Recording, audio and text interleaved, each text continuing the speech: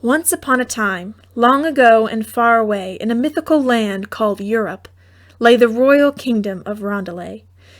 Near the center of the kingdom, slightly off to one side, stood a beautiful castle with colored banners waving happily from the tip of each of its many gleaming spires. In the castle lived an even-tempered princess named Gwyneth, and her sour-faced and somewhat annoying little brother, Prince Todd. Neither Gwyneth nor her brother possessed much imagination. They never had any adventures, nor even any personal goals or plans for self-improvement. As a result, their days were mostly spent on whatever royalty training activities their father, who was the king, though not a particularly noble or wise king, decided they should do. Whenever Gwyneth was not preening through the beautifully colored dresses that filled her royal wardrobe, she was engaged in activities like learning to walk with a book balanced on her head, and learning to stick out her pinky when she drank tea. Todd, likewise, followed his Renaissance behavioral coach around all day, learning to speak using thou and thee, and how to look menacing on horseback. All in all, they were not a terribly interesting pair of children. This story is not about them. Just over 3 miles from the castle leaned, a little stone farmhouse. It had a thatched roof and so much moss growing on the stone walls that, if its occupants had taken to scraping any of it off, the place would undoubtedly have fallen in ruins. There was a pleasant curl of smoke stretching lazily from the vine-covered chimney. Outside the wooden plank door was a little yard where a young girl named Amethyst had just finished hanging some tattered laundry. The entire scene smelled strongly of boiled rhubarb. Achoo! Amethyst was an orderly, punctual, and allergic child who spent her days working alongside her mother, trying to scrape a living from the barren, desolate rock pile they called the family farm. It was withering work, but Amethyst and her mother didn't complain for 2 reasons. First, it didn't do any good to complain, and second, they couldn't spare the time. Amethyst's days had been filled with work since that foggy night when her father had pushed back from the supper table, picked up the wooden milking pail, opened the front door, announcing, "Back shortly, going for some milk." He had headed for the dilapidated barn, where Petunia, the emaciated family cow, was bellowing to be milked. Unfortunately, Amethyst's father was even worse with direction than he was at selecting prime farmland, so it hadn't come as a complete surprise when he never returned.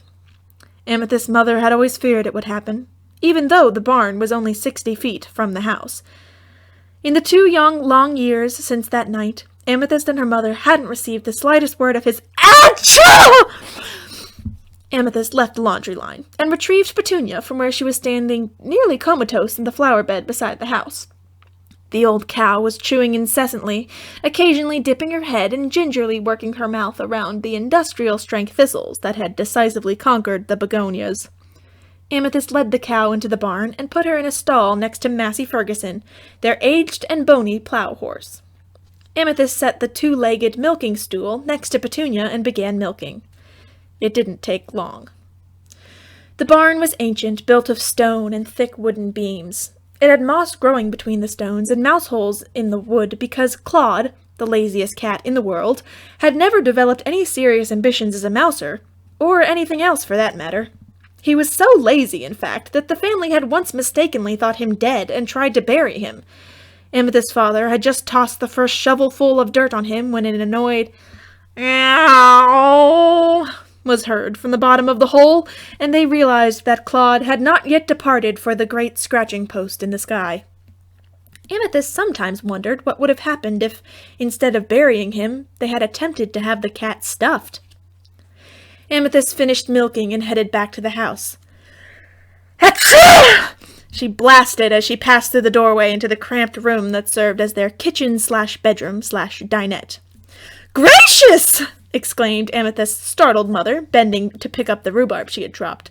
"Such a noise from one so small!" Truly, it was an impressive quantity of sound from the 8-year-old, but then again, she'd been practicing for years. In the nearby town and surrounding countryside, Amethyst's sinuses were the stuff of legend. Amethyst beamed as she held up 2 thimbles full of milk. "Look, Mother," she said, "we got twice the usual amount." "How blessed be!" sang Amethyst's mother. "We'll enjoy that after supper tonight, if we have any. In the meantime, take this rhubarb to town and sell it to the peasants." Now, when Amethyst's mother used the term peasants, she meant it with the highest possible respect, for she and Amethyst would need to move up 2 full social classes, right past street beggars, to gain entry into the privileged and opulent ranks of Rondalet's lowly peasants. Amethyst dreamed of becoming a peasant one day.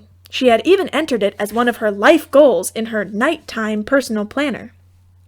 Amethyst poured the milk into a cracked teacup, then lifted the small basket of limp rhubarb stalks.